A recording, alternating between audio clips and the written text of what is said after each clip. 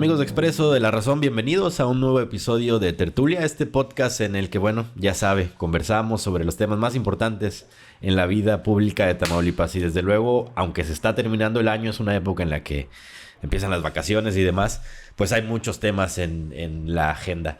Y de ellos vamos a estar platicando hoy. Primero presento a mis compañeros, a mi derecha, Pedro Alfonso García. Bienvenido, Pedro. Miguel, un gusto. Mario, qué bueno tenerte aquí. La fórmula original. Exactamente, original. Mario. Así empezamos. ¿Cómo estás, Mario? Miguel, muchas gracias por la presentación. Ya se siente el frisito, ¿no? Ya. Exactamente, ahora sí ya en plena ya temporada se siente invernal. el diciembre. Se siente también ya las fiestas. Y ya se empieza a ver los focos en las calles. Exactamente. Las luces. Oigan, pero hay muchos temas, como les decía. Claudia Sheinbaum ya empieza, creo yo, después de un inicio a lo mejor un poco lento, empieza ahora sí a dar pasos firmes, a dar muestras, creo, de cómo va a ser su administración federal. Esa es mi opinión. ¿Ustedes qué opinan? ¿Cómo han visto este inicio de Claudia Sheinbaum? Así es, Miguel, Pedro. Miren, lo que pues va a venir aquí a Tamaulipas el domingo, la presidenta de México por primera vez desde que fue electa presidenta, y pues veremos qué mensaje nos da aquí a los tamaulipecos. Sin embargo, a nivel nacional han estado ocurriendo una gran cantidad de temas respecto al gobierno federal, no solo en política interna, sino en política internacional, la relación con Estados Unidos, la carta muy fuerte, pero desde mi punto de vista bien estructurada como respuesta al comentario que hizo el presidente electo de Estados Unidos, Donald Trump, de los 25% de aranceles. Entonces creo que fue una muy buena respuesta que dio la presidenta. Aquí en política interna, pues la reforma del Poder Judicial, que hemos hablado ya en varios programas de la misma, ha sido un tema que realmente ha puesto patas para arriba a todo el país, desde todos los sectores, todos los segmentos aquí en la población en México y también pues, internacionalmente, porque hay muchos intereses extranjeros en el país que son tocados a raíz de esta reforma al Poder Judicial. También el tema de los vapeadores, sí. Que ahorita esta semana estuvo en boga, ¿verdad? Que elevar a rango constitucional una ley, una iniciativa de ley como esa, híjole, podría ser algo debatible y ahorita parece excesivo, lo platicamos, ¿no? A profundidad, pero vaya, se están moviendo muchas cosas en el país y espero que sean para bien unas y las que no, pues también lo estaremos diciendo, ¿verdad? ¿Tú cómo ves, Pedro? En el aspecto técnico, es un gobierno más eficiente, es una forma de hacer política más ágil, sin tantos, lo vemos desde las mañaneras, la presidenta va al grano, sin tanto rollo como se suele decir. Pero yo veo algo preocupante en el tema de Claudia Sheinbaum. Ella, cuando rindió protesta como presidenta del país, enfatizó mucho la lucha de las mujeres y los espacios de la política abiertos para las mujeres. Y me genera un poco de ruido la actitud de personajes como Ricardo Monreal desde la Cámara Baja y Adán Augusto desde la Cámara Alta, con ciertas actitudes que rayan un poquito en el límite de la misoginia con la presidenta, porque la presidenta en diversas temáticas da su opinión y ellos la contradicen deliberadamente. Pareciera un jugueteo político muy parecido al previo a la elección del candidato de Morena, pero ya estamos hablando de una presidenta y las justificaciones de ambos se me hacen, lo vuelvo a decir, muy retrógradas y muy poco saludables para la vida política nacional. Y cabe recalcar, por ejemplo, que Adán Augusto es una figura que tiene una influencia muy fuerte en Tamaulipas, como lo es con el senador José Ramón Gómez Leal, JR, y con se supone, figura política que inició el tema de las mujeres en una posición fuerte como lo es Maqui Ortiz, y están correspondiendo a los intereses de una persona que se empeña, no sé si lo haga consciente o inconscientemente, en vulnerar y en cuestionar el poder de la presidenta Claudia Sheinbaum. Entonces es un poco preocupante lo que está pasando, y pues también es preocupante que alguien de ese nivel y de esa talla política tenga una influencia tan fuerte en Tamaulipas. Se notó esto que mencionas, pero se notó, por ejemplo, en la designación de la nueva, bueno, no la nueva, más bien la reelección de la presidenta de la Comisión Nacional de Derechos Humanos, ¿no? Cuando todo hacía indicar que Claudia tenía otra opción, sí, pues al final de cuentas este núcleo duro comandado por Adán Augusto terminó imponiendo la reelección de Rosario Piedra. Pues es que el pragmatismo de Adán Augusto es muy peculiar. Retomemos cuando estaba Francisco Javier García Cabeza de Vaca como gobernador de Tamaulipas.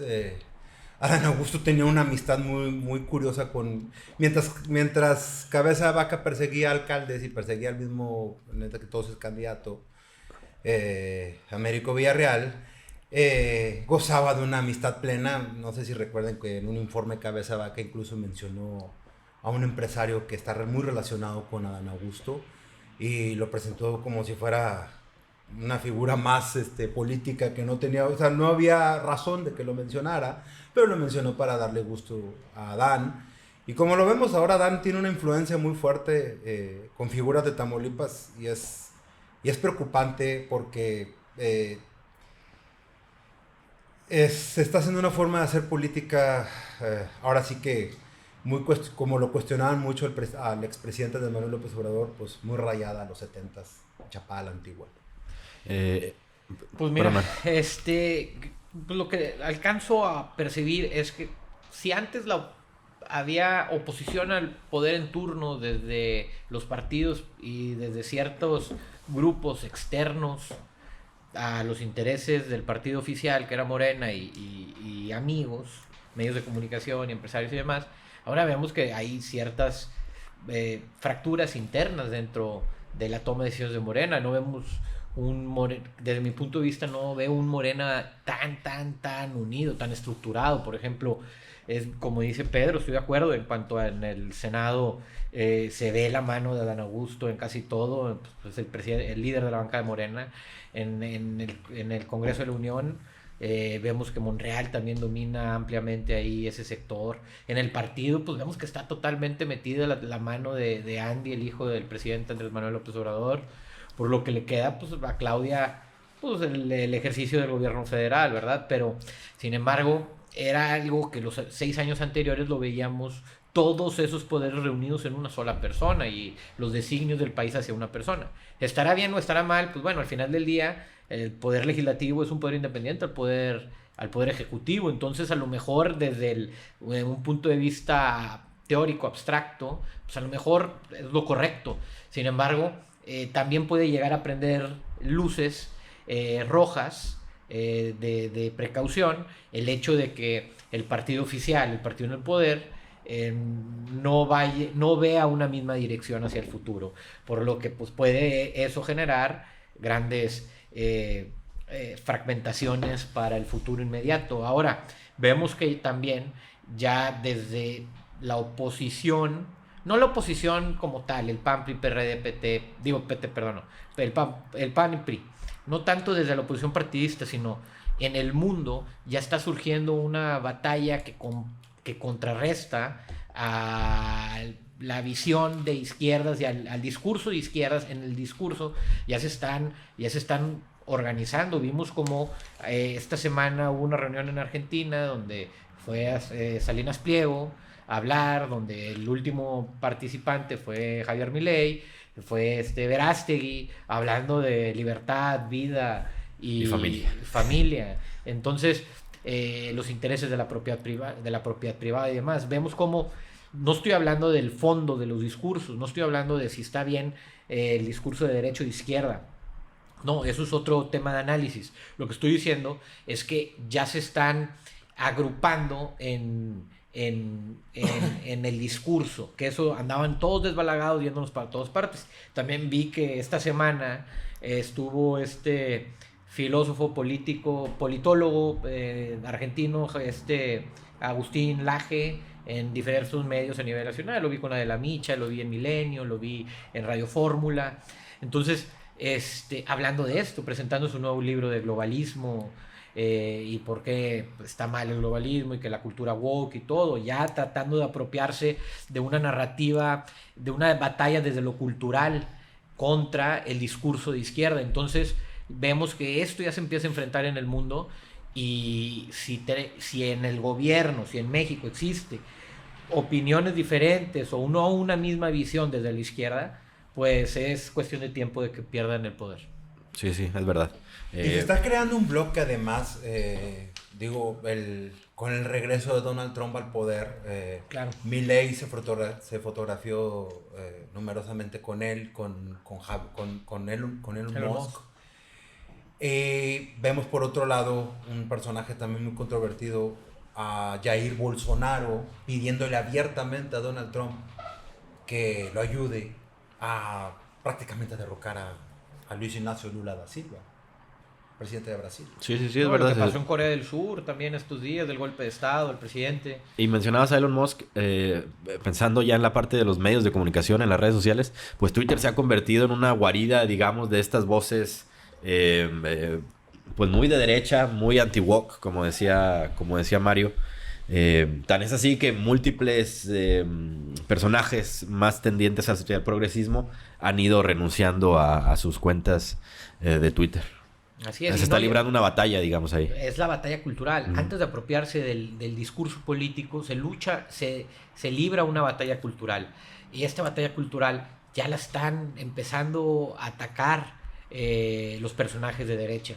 Ahorita ya pues tienen general la red social Twitter, que todo el mundo usamos, pero no sé si han visto que ya salió la la mariposa, Blue mariposa. Sky se llama. Uh-huh. Yo ya la descargué. Súper liberal. Entonces, excesivamente liberal. Entonces ya toda esta polarización la estamos viendo en todo el mundo, no es exclusivo de México, por lo que realmente si pretenden gobernar buena cantidad de tiempo, quien gobierne en México necesitan empezar a tener una visión un poco más organizada y estructurada hacia un mismo fin. Las batallas de poder se pueden seguir dando, es natural y es sano. Sin embargo, si no salen los designios de ciertas personas arriba, pues apoyan hasta oposiciones, como vemos el caso de lo que planteaba Pedro en su primera intervención. Entonces es algo complicado lo que estamos viviendo. Ahora, volviendo al tema de Claudia y pensando en este contexto internacional, pues le tocan días muy difíciles. Es decir, parece que se sacó la rifa del tigre con el triunfo de Donald Trump. Es decir, ya lo veíamos venir. Pero también ha sido muy agresivo Donald Trump en estos primeros días después de su triunfo, ¿no? La amenaza con los aranceles, que no sabemos si los va a cumplir o no, pero bueno, no deja de estar ahí presente. Es decir, Claudia tiene un examen muy duro enfrente. Definitivamente tiene un examen muy duro. La verdad tiene un buen secretario de Economía que tiene Marcelo Ebrard, que ha tenido buena relación con Donald Trump, con Ivanka Trump, con la hija, con su hijo también, Donald Trump Jr. Pero independientemente de eso, Pedro Miguel, realmente la prueba de Claudia contra Trump es multifactorialmente compleja. Sí. El tema de las drogas, de aquí para allá, el tema de las armas de allá para acá, el tema de sangre, de muertes aquí en México y los cárteles en México, el tema ya de la salud pública. Pues como bien dijo en la carta, por eso a mí me gustó mucho la carta, porque plantea el problema desde una perspectiva en la que yo también creo que eso sucede. O sea, el tema de seguridad la violencia no es nada más el golpe que le da una persona a otra o el balazo que le da una persona a otra, sino todo lo que lleva a cabo el individuo para tomar esa decisión. Por ejemplo, en materia de seguridad, que pues entre más armas hay en el país, pues es muy probable que se usen más. Y si esas armas están llegando a personas violentas, a personas que están desde ciertos sectores en el crimen organizado, pues obviamente va a haber más muertes, va a haber más homicidios. Ahora, hay un mercado que satisfacer en Estados Unidos. Si te cierran la frontera o si te cierran los canales en los cuales llevan el fentanilo, la droga, lo que sea que cualquier tráfico ilegal de productos o lo que sea, pues van a ver el que quiera consumir algo, el adicto que quiera consumir algo en aquel lado del país, aquel lado del charco en Estados Unidos, lo va a conseguir. Solo simplemente van a subir de precios los valores de X cosa que necesiten comprar. Si es más difícil la comercialización entre ambos países y las rutas, por lo que necesita hacer un trabajo en conjunto. Si nada más ponen aranceles, vemos cómo nos acaba de visitar el secretario de Energía la semana pasada y nos dice que China acaba de hacer un puerto nuevo con el que están poniendo que tarifa cero a todo mundo, ¿eh? Sí. Lo que tú quieras meter por ahí y comercializar por ahí, tarifa cero, lo que salga, aranceles, nada. Entonces tienes un país que se está volviendo la potencia del mundo, que está quitándole los aranceles a todo, nada más quieren realmente un libre mercado, pues nada más controlado con que sean cosas legales, y tenemos otro país que se está haciendo el proteccionismo muy arduo. Entonces la relación es bien complicada, pero México tiene con qué. Y Mario, a ver, tú que conoces bien estos temas, ¿cómo ves a Canadá? Que también ha sido una relación difícil en el inicio, ¿no? Es que leí ahí algún ministro de gobierno canadiense diciendo que les avergonzaba que los compararan con México. Más que nada son comentarios, desde mi punto de vista, muy personal, muy racistas. Uh-huh. Porque realmente no tienen ni tanto con qué hablar. A ver, si hablamos para empezar de economías, la economía de México hoy por hoy es la 12ª economía del mundo, la de Canadá es la 14. Hoy por hoy hay más detenciones de migrantes en México que en Canadá. Hay más detenciones de laboratorios de crimen, de fentanilo y todas esas cosas, decomisos y todo eso, que en Canadá. Entonces, Canadá tiene sus valores agregados, claro, es una grande potencia petrolera, energética, muy, muy, muy grande potencia energética. México también es una gran potencia. Los dos son de los países más potentes en materia energética en el mundo, del top 10 del mundo. Sin embargo, lo que hace muy difícil la relación Estados Unidos-Canadá, tienen la frontera más grande del mundo ellos. Lo que es muy difícil es la geografía. Generalmente ahí, por todos los estados del norte de Estados Unidos y el sur de Canadá, son bosques. Y hay lagos en una parte y en otro. Entonces es muy difícil que haya una frontera como la que hay en México, que es desierto.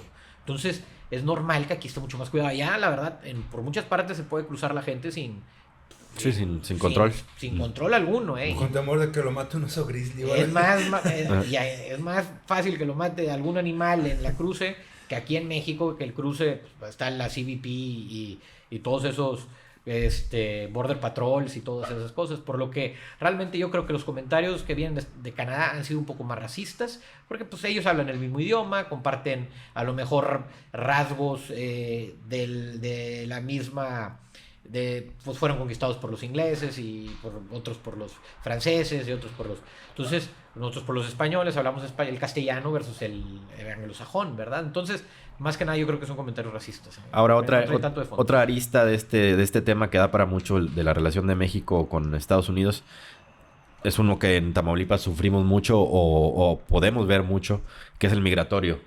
Y hay una amenaza concreta también de la administración de Trump, pues, de detonar otra grave crisis migratoria, por lo menos para México. Lo preocupante para México, yo creo que fue parte de la contundencia con la que la presidenta Claudia Sheinbaum respondió a Donald Trump, es el hecho de que regrese. En su momento lo argumentó con la pandemia, veamos cómo va a argumentarlo en esta nueva administración, pero el tema de mantener a los inmigrantes esperando asilo en la frontera, ya sea en la mexicana o en la de Guatemala, incluso en su momento lo quiso extender Donald Trump a otros países, es uno de los temas más preocupantes para la nueva para la administración de Claudia Sheinbaum, el hecho de que miles de inmigrantes estén esperando. Por ejemplo, recordemos Matamoros, fue una ciudad emblemática de todos los inmigrantes que alojó en su momento y de la problemática que deriva, que independientemente, por ejemplo, del abuso policíaco que hubo en el gobierno de Cabeza de Vaca, era bajo la coyuntura del problema migratorio que pasó, por ejemplo, el tema de Camargo, que se sale de control y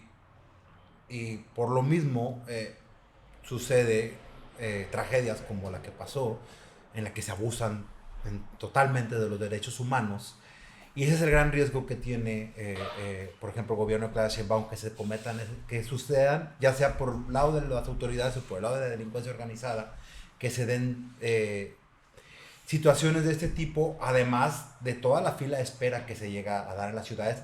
Y sucede que con Tamaulipas, como también sucede en muchas partes del país, las ciudades fronterizas no poseen ni la infraestructura federal ni local para la atención de oleadas de inmigrantes como las que se dan provenientes desde Centroamérica o incluso desde Panamá. En el caso que mencionaba Mario, de la comparación comercial entre Canadá y México, a mí también me gustaría señalar algo. El flujo comercial que tiene México con Estados Unidos es triple, cuádruple al que se da entre Canadá y Estados Unidos. Simplemente Nuevo Laredo, de 5 productos que se cruzan entre Estados Unidos y México, 3 pasan por Nuevo Laredo. Y además de la situación geográfica de México, que prácticamente por lo que ha pasado por clima o por precio o por costos, México se ha convertido en el canal de Panamá terrestre. Y es imposible frenar eso, aún con las medidas restrictivas que queda aplicado en la tropa. Digo, agregando ahí nada más, Pedro, buen comentario ese. Hoy por hoy México es el principal socio comercial de Estados Unidos. El 16% de las importaciones, 15 puntos y cacho, lo estoy redondeando, 16% de las importaciones de Estados Unidos, de todo lo que importan de todo el mundo, el 16 de cada 100 vienen de México. Eso quiere decir que nos pasamos ya a China como el principal socio comercial de Estados Unidos. Entonces, tú le pones aranceles, o sea, 16 de cada 100 cosas que importa Estados Unidos van a tener 25% de aranceles. O sea, realmente el que se va a perjudicar es el consumidor final en Estados Unidos. En México no, porque simplemente las empresas que compren estos productos van a comprar 25% más caro. Nada más allá, lo único que va a pasar es que va a haber una inflación desmedida, van a tener que bajar las tasas de referencia, y al bajar las tasas de referencia van a bajar los activos de la divisa, en el cual el dólar va a empezar a ser mucho más barato versus otras monedas en el mundo. Y sucediendo lo que está pasando en el mundo con el tema de BRICS, si no lo han profundizado tanto, es un tema ahorita, es el tema central de la geopolítica mundial. Pasando ahorita que ya se está creando la moneda BRICS, aunque Donald Trump dijo la semana pasada, dijo que si los países que se van a desdolarizar van a tener 100% de aranceles, está amenazando a todo el mundo con aranceles. La moneda BRICS no hay manera de detenerla, ya es un hecho. Va a empezar a cambiar mucho la situación económica mundial. Ya muchos países están empezando a dejar de usar el SWIFT para sus intercambios comerciales. El SWIFT es lo que es el soporte que se da para poder hacer transacciones internacionales y que sean válidas, ¿verdad? Entonces, y eso es controlado por Estados Unidos. Por lo que países como Venezuela y Cuba, o Norcorea o Rusia, que tienen sanciones de Estados Unidos, lo único que pasa es que no pueden utilizar el SWIFT. Entonces no pueden hacer ningún intercambio comercial con ningún otro país, porque no pueden hacer transacciones entre países, porque la única manera de comercializarlos con este mecanismo. Ahora, ya se está creando el mecanismo alterno a esto, y lo están creando los BRICS, que los BRICS es una asociación de países, Brasil, Rusia, India, China y Sudáfrica, y ya se están adheriendo muchos otros países nuevos. En la última convención en Kazajstán se agregaron otros países que pues vimos que realmente el mundo está volteando a ver a los BRICS más que al G7, porque semanas después fue el G7 y la trascendencia mundial que tuvieron los BRICS versus lo que pasó en el G7 es totalmente avasallador lo que pasó. O sea, realmente las decisiones en el mundo están cambiando de dueño, o se está cambiando las metaestructuras de poder que existen en el mundo, por lo que realmente es un tiempo complicado, no porque haya ganado Trump o que hubiese ganado Kamala en Estados Unidos, pueden detener esta avalancha que se viene. Realmente es un largo periodo de malas decisiones de Norteamérica lo que está conllevando a esta decisión. y no creo que pueda hacer mucho Estados Unidos. Ahora México, independientemente de quién tenga la razón entre el G7, BRICS, China, Estados Unidos, estamos integrados a América del Norte, independientemente de que si a lo mejor de tu ideología prefieres o crees que son razones más nobles lo que está pasando en China, Rusia y demás. No hay manera, como quiera. Nuestra realidad está integrada a América del Norte, por lo que si le va mal a América del Norte, la economía de México también puede colapsar. Oigan, bueno, ahí está el tema, digamos, económico, político a nivel federal e internacional. Pero bueno, también están pasando cosas en Tamaulipas. La última vez que platicamos no se había todavía aprobado la famosa reforma judicial local. Teníamos la duda de en qué términos iba a surgir, cómo se iba a aprobar. Bueno, finalmente ya está de hecho en marcha el proceso electoral. Están abiertas las convocatorias para quienes quieran ser jueces y magistrados del Poder Judicial local, del Poder Judicial de Tamaulipas. Digamos, lo que llamó la atención es que son todas las posiciones las que están en juego, a diferencia de la federal, donde van a ser solo la mitad las que se van a votar en el 25, en Tamaulipas se van a votar todas en el 25 y son más de 130 posiciones, es decir, va a ser una elección complicada. En ese contexto se dio ya el relevo en la presidencia del Poder Judicial de Tamaulipas. Ayer anunció su renuncia David Cerda. Hoy asume Hernán de la Garza esa misma presidencia por votación del Pleno del Supremo Tribunal. Es decir, lo que vemos es que ya está en marcha una transformación absoluta del Poder Judicial de Tamaulipas. ¿Están de acuerdo en eso? Totalmente de acuerdo. A mí me despierta la curiosidad de esa tertulia en la que hablamos de la reforma, que el Estado es un laboratorio, ¿no? Sí. Prácticamente va a ser un laboratorio de lo bueno y de lo malo que vaya a pasar con la reforma. Es interesante que un estado como Tamaulipas, cuya vida política, social, etc., es muy complicada en muchos aspectos, empezando por su geografía, pero es curioso que se aplique. Entiendo un poco la distribución federal que tiene el estado, ciudades de tamaño considerable. Tal vez por eso fue elegido como un estado para arrancarlo. Hay que esperar qué es lo que viene. Son tiempos políticos en los que se puede dar una elección prácticamente tranquila, sin los problemas que llegó a haber en las anteriores. Hay que esperar. Al parecer,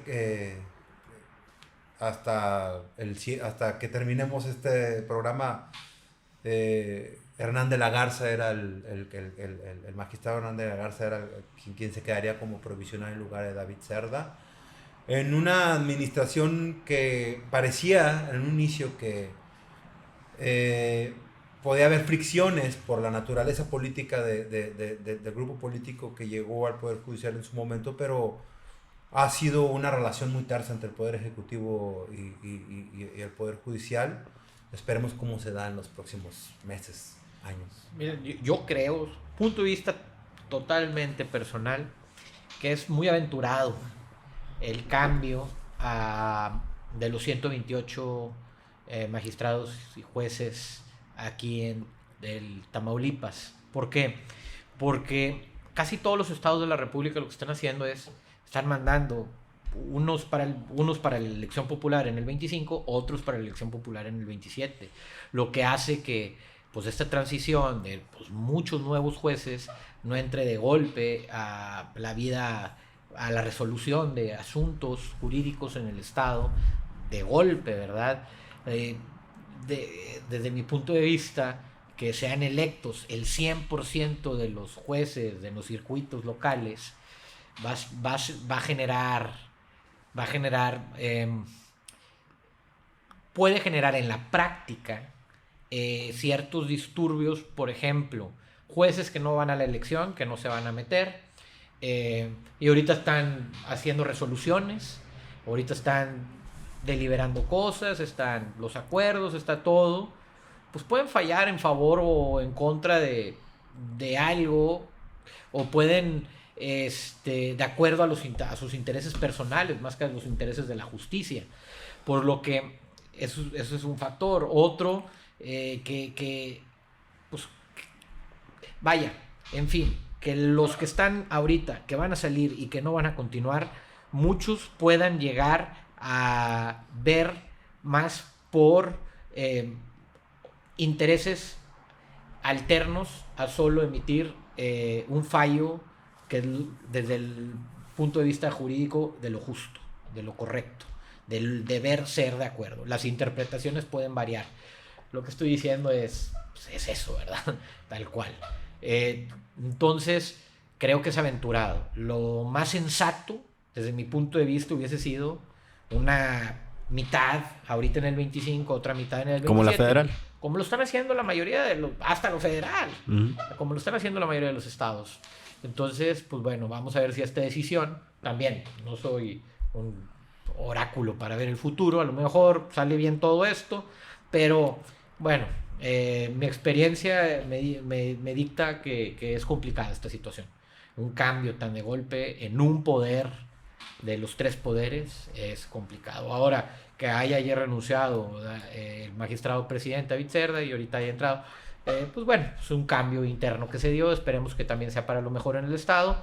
Que diera la impresión de que es un cambio, digamos, temporal. Es decir, Hernández de la Garza va a ser presidente claro, hasta el 25. No sé, él está en posibilidades de buscar otra vez reelegirse. Claro, pero me daría a mí la impresión, entendiendo un poco los signos políticos de estos tiempos, que más bien es una transición hacia quien va a llegar en el 2025 a ocupar la presidencia del Poder Judicial, ¿no? Definitivamente, yo concuerdo ahí, que es una transición. Solamente sí sería oportuno, ya ahora sí, este es nuestro papel como medios, observar quiénes son las figuras que llegan, porque la historia de Tamaulipas nos ha enseñado en los últimos años que los golpismos se han convertido en una constante. Y sobre todo para que no se repita lo que hay que decir, o lo que ha pasado en los últimos años, que ha sido la designación de magistrados, de integrantes del Supremo Tribunal de Justicia, pues como premios políticos, ¿no? Más que por capacidades o por méritos propios, ¿no? Digo, el Supremo Tribunal de Justicia así se ha integrado en los últimos años. Definitivamente. Y a ver, lo voy a decir demasiado coloquial. Es como si yo le voy a la América, que no le voy a la América, y soy árbitro. Pues a lo mejor, aunque trate de pitar justamente, aunque trate de pintar mi percepción, me va a llevar a juzgar de cierta manera, pues a favor un poquito más cargado al equipo al que le voy. No le voy al Necaxa. Bueno, entonces, realmente eso pasa mucho en el Poder Judicial. Hay quien tiene una visión, lo justo es lo justo, ¿verdad? Y es una línea, pero la percepción, la interpretación de lo justo puede variar entre una parte y otra. Y eso es lo que pasa, ¿verdad? Y como mencionabas, Miguel, David nunca lo mencionó, David Cerda nunca lo mencionó, ni sus allegados, pero evidentemente la selección de magistrados, más allá de compadrazgos y aliados, simplemente el perfil profesional no lo cumplieron muchos de los magistrados que, hay que decirlo abiertamente, metió cabeza de vaca. Sí, tal cual. Claro, las ternas eran... El presidente pasado del Poder Judicial, hay que decirlo, pues era su notario. Y esa es la gran oportunidad, digamos, de esta reforma judicial que se vende como la posibilidad de democratizar el Poder Judicial. Bueno, es una cosa muy loable. La otra es eso, que finalmente quienes lleguen ahí lleguen con las credenciales para ocupar una posición tan importante para el Estado, ¿no? Sí, es complicado. Uh-huh. Recientemente estuvo aquí con nosotros la asesora jurídica Tania Contreras y... quisiera dejarlo aquí como un recuerdo que tengamos nosotros, pero ella era muy simpatizante de abrir los espacios en el Poder Judicial más a las mujeres. Incluso ella se atrevió a decir que iba a ser mayor la cuota de mujeres que la de hombres en el Poder Judicial, porque así lo marca la ley. Esperemos que no se quede solo en papel y que en realidad, como lo mencioné anteriormente en el caso de la presidenta Claudia Sheinbaum, sea una era del país y del Estado en la que las mujeres tengan unas mayores oportunidades para... Por cierto, se le menciona a ella como una posibilidad, digo, esto es mera especulación, para competir en la elección y llegar a la presidencia, ¿por qué no?, del Supremo Tribunal de Justicia el próximo año. Se especula, se leen las columnas. Exactamente. Del Expreso. Bueno, pues ahí está. Hay muchos temas para hablar. Nos volveremos a ver muy pronto para seguir desmenuzando lo que está pasando en el país. A pesar de que ya se está acabando el año y ya mucha gente empieza a desconectarse, bueno, nosotros vamos a seguir al pendiente. Gracias, compañeros. Miguel, Pedro, pues un gusto, y todos los que nos ven, muchas gracias por estar aquí con nosotros. Gracias, Pedro. Y gracias a ustedes, como siempre. Nos vemos en la próxima.